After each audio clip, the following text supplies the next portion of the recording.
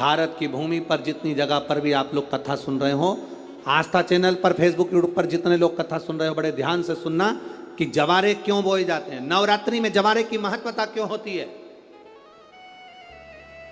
क्यों बोया जाता है, मिट्टी में गेहूं डालकर क्यों उत्पन्न किया जाता है, उसकी महत्वता क्या है।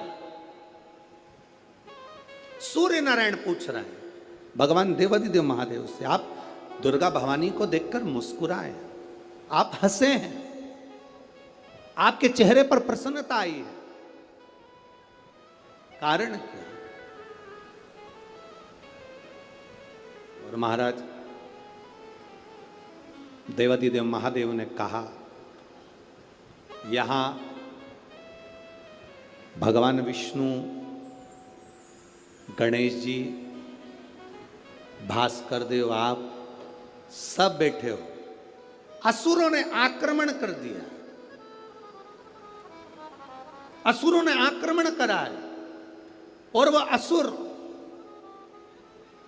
आक्रमण कर दिए हैं तो वो असुर प्रवेश कर रहे हैं, उपद्रव मचाकर, हाहाकार कर कर नष्ट करने वाले हैं इस पूरी पृथ्वी को। तो फिर उसको बचाएगा कौन, कैसे बचेगा। शिव जी ने कहा चिंता मत करो। दुर्गा ने अपने केश का स्मरण किया, एक केश को माता पार्वती जी ने अपने हाथों से छुआ, छूते ही एक कुंड में सुंदर जवारे उत्पन्न हुए हैं। जब तक वो जवारे बड़े नहीं हो जाते, जब तक वो जवारे थोड़े प्रबल नहीं हो जाते, तब तक एक भी असुर प्रवेश नहीं कर सकता, हाहाकार नहीं मचा सकता और अंदर आ नहीं सकता।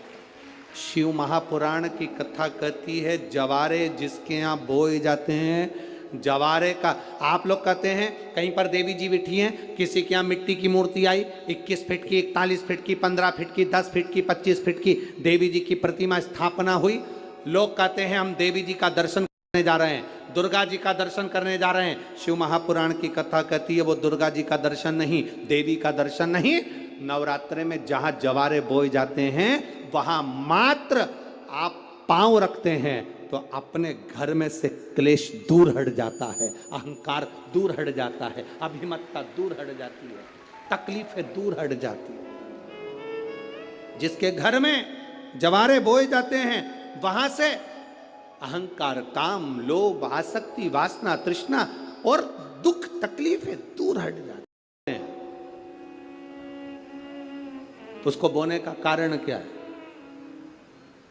केवल कोई कहे कि हम ठाकुर जी को भजते हैं, भगवान कृष्ण को भजते हैं, कोई कहे हम तिरुपति बालाजी को, नारायण को भजते हैं, कोई कहता है कि हम हरि विठ्ठल को, पांडुरंगा को भजते हैं, हमारे यहाँ हाँ हम इनको भजते हैं तो जवारे नहीं बोते। ना ना, पुष्टि मार्गी है, ठाकुर जी की सेवा करने वाला है, उसके यहाँ भी ये 9 दिन जवारे बोए जाते हैं। रामानुज संप्रदाय से जुड़ा हुआ है, नारायण की पूजन कर रहा है, उसके घर में भी जवारे बोए जाते हैं। पांडुरंगा हरि विठ्ठल की उपासना कर रहा है, उसके घर में भी जवारे बोए जाते हैं। जवारे का महत्व हमारे यहाँ शास्त्र कहता है। क्या महत्व है उसका, क्या फल है उसका। जब देवी माता ने दुर्गा भवानी को पंचायत में बुलाया गया, शिव पंचायत में मां दुर्गा बैठी हुई है, और शिव पंचायत में जब दुर्गा भवानी बैठी, उपद्रवियों ने उपद्रव मचाया, अहंकारियों ने अहंकार मचाया, असुरों ने, राक्षसों ने हाहाकार मचाना प्रारंभ करा। तब उस समय पर देवाधिदेव महादेव माता पार्वती को देखकर, दुर्गा भवानी को देखकर मुस्कुरा रहे थे। केवल शिव मुस्कुरा रहे हैं, पार्वती को देखकर, दुर्गा भवानी को देखकर, मां जगत जननी को देखकर केवल मुस्कुरा रहे हैं। तब देवता सूर्य नारायण ने भगवान शिव जी को देखकर हाथ जोड़कर प्रार्थना करी।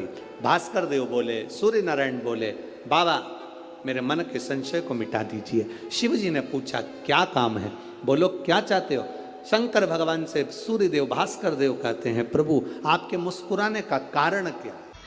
महाराज, संपूर्ण ब्रह्मांड की रचना करने वाले, जिनको भगवान शिव ने स्वयं ब्रह्मदेव से कहा है कि ब्रह्मा जी तुम सृष्टि खंड को आगे बढ़ाइए, सृष्टि की रचना करिए, और आज ही के दिन, यही चैत्रीय प्रतिपदा के दिन, यही इसको कहते हैं नया संवत्सर, नया वर्ष।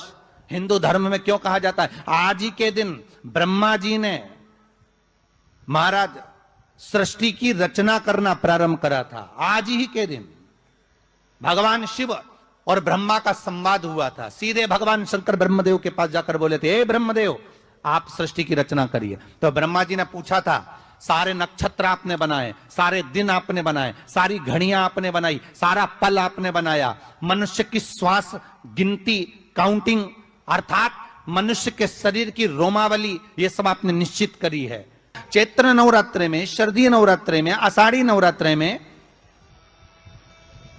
आदिकादिक पौष नवरात्रि में हम शंकर की, हम जगतजननी जगदम्बा की जब स्थापना करते हैं, या हम नूतन घर का प्रवेश करते हैं, या गणेश जी की स्थापना करते हैं, या कोई दुकान को प्रवेश करते हैं, या कोई शुभ कार्य करने के लिए अग्रण्य होते हैं, तो हम कलश की स्थापना क्यों करते हैं? आज शिव महापुराण में शुरुआत में अपन शिव और पार्वती की यही संवाद को लेकर चलते हैं।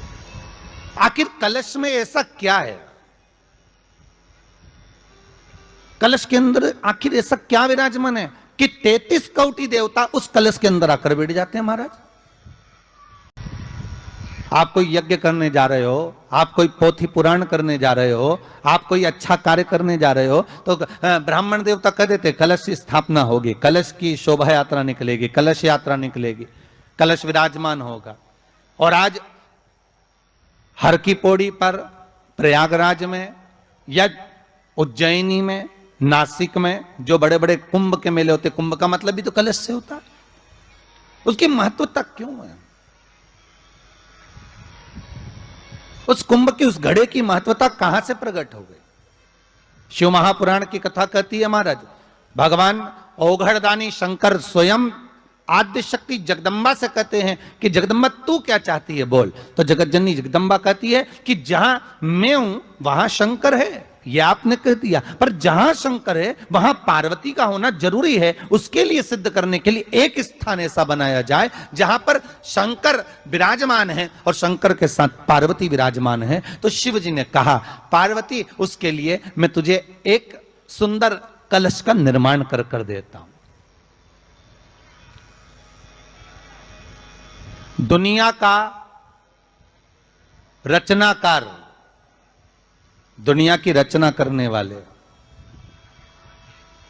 महाराज, संपूर्ण ब्रह्मांड की रचना करने वाले, जिनको भगवान शिव ने स्वयं ब्रह्मदेव से कहा है कि ब्रह्मा जी तुम सृष्टि खंड को आगे बढ़ाइए, सृष्टि की रचना करिए। और आज ही के दिन, यही चैत्रीय प्रतिपदा के दिन, यही इसको कहते हैं नया संवत्सर, नया वर्ष।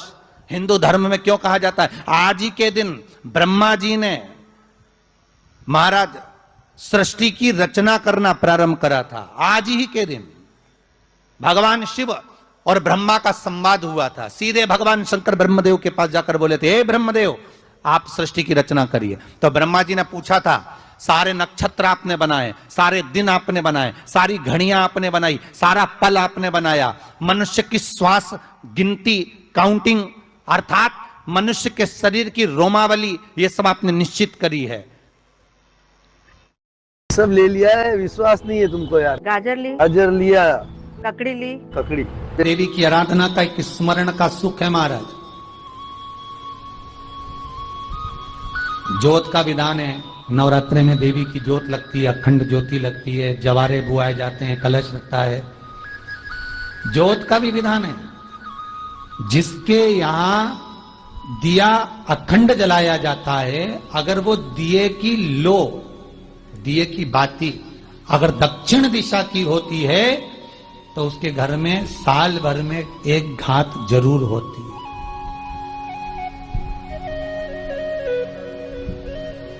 जो दिया अखंड जलता है, उसकी बाती का मुख दक्षिण का नहीं होना चाहिए। अगर आपने देवी भागवत का स्मरण कराओ, देवी भागवत को अगर सुना हो, तो देवी भागवत में स्पष्ट किया गया कि पूर्व की ओर मुख करा हुआ दिया, अर्थात पूर्व की ओर ज्योत जो जलाई जाती है, वो संपदा की वृद्धि करती है।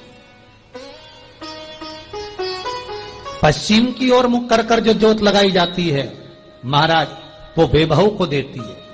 और उत्तर की ओर जो मुख कर कर ज्योत जलाई जाती है, उत्तर की ओर जो ज्योत का मुख रहता है, वो आयु की वृद्धि करती है, घर में अकाल मौत को रोकती है।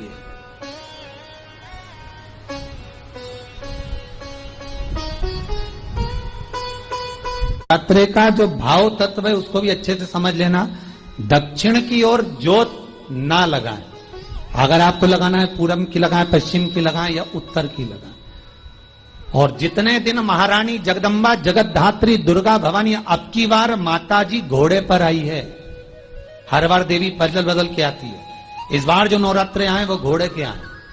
तो घोड़े पर जो देवी जी आती है वो समृद्धि को देने वाली आती है, लक्ष्मी की वृद्धि करने वाली। देवी भागवत में स्पष्ट किया गया, जब जगदम्बा मगर पर आती है उसका भाव अलग है, और जगदम्बा जब हाथी पर आती है उसका भाव अलग है, और जगदम्बा जब घोड़े पर आती है तो जगत को समृद्धिवान बना देती है।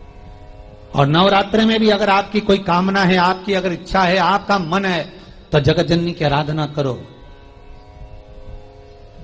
पति और पत्नी में अगर क्लेश है तो जगदम्बा के मंदिर में मक्खन चढ़ाओ, प्रेम बढ़ जाएगा। आपको लगता है कि पति कोई अन्य स्त्री से लगा हुआ है या परिवार टूट रहा है, तलाक तक पहुंच गया है, तो माता के मंदिर में आप ध्वजा लगवाइए, उस ध्वजा पर मक्खन लगाकर लगवाइए, आपको लाभ मिले। महाराज, यदि आपको लगता है कि बच्चे बहुत ज्यादा अपशब्द बोल रहे हैं, मुंह चला रहे हैं और प्रेम नहीं रख रहे, तो माता के मंदिर में लाल पुष्प, लाल चंदन और लाल चूड़ी मां को समर्पित करिए, प्रेम बढ़ेगा। बच्चा कभी आप जी से कम नहीं बोलेगा, प्रेम की भाषा निकलेगी मुझसे। मां जगतजननी की आराधना, जगदम्बा की उपासना। नवरात्रे में 9 दिन में से कोई एक दिन ऐसा ले लो जिस दिन कन्याओं का भोजन कराओ, साथ में उनको लाल चुनरी ओढ़ाओ या कोई लाल वस्त्र, लाल पूजन की सामग्री उनको दो। के दिन कन्याओं का भोजन कराओ या नवमी के दिन कन्याओं का भोजन कराओ। पर देवी भागवत तो कहती है, देवी भागवत तो वर्णन करती है कि पहले नवरात्रे से लेकर, पहले नवरात्रे से लेकर 9वीं तिथि तक जितने दिन देवी के होते हैं, प्रत्येक दिन में आप किसी भी दिन कन्याओं का भोजन करा सकते हो, पहली रात्रि से लेकर, पहला दिन से लेकर। नवरात्रि मालूम है कब से लगती है? आप लोगों को ज्ञात होगा ना, नवरात्रि कब से लगती है? अमावस्या से कि एकम से? अरे जितने लोग सुन रहे हो जरा बोलो तो भाव से। अमावस्या से लगती है कि एकम से लगती है? तो सब लोग कहेंगे महाराज जी पड़वा से लगती है, एकम से। पर देवी भागवत कहती है अगर एकम से लगी तो नवरात्रि पूर्ण कैसे हुई? एकम का दिन लगी तो एकम के दिन की रात्रि, फिर दूज के दिन की रात्रि, तीज के दिन की रात्रि, चतुर्थ दिन की रात्रि, पंचम दिन की रात्रि, छठे दिन की, सातवें दिन की, आठवें दिन की, 9वें दिन की रात्रि। पर 9वें दिन तो सुबेरे पूजन करके, यज्ञ करके, अनुष्ठान करके देवी को विसर्जन कर दिया, फिर नवरात्रि पूर्ण कैसे हुई? नवरात्रि की पूर्णता होती है अमावस्या की रात से गिनी जाती है। कौन से दिन से गिनते हैं? अमावस्या की रात्रि, फिर एकम की रात्रि, फिर दूज की रात्रि, ऐसे गिनते गिनते अष्टमी की रात्रि तक और 9वीं के दिन सुबह तक या दोपहर तक या शाम तक, जब तक आप यज्ञ ना करें तब तक ये 9 रात्रियां पूर्ण गिनी जाती हैं महाराज देवी भागवत के हिसाब से। पूर्णता में, पूर्णता में गिनी। अब हमने कन्या भोजन का जो क्रम बनाया, अष्टमी के दिन करा देंगे, 9वीं के दिन करा देंगे, इस तिथि को करा देंगे, पर भाव देखिए, शास्त्र कहता है भूखे को भोजन जब कराइए जब उसको भूख लगी हो, और ऐसों को कराइए जिसको जरूरत पड़ रही है।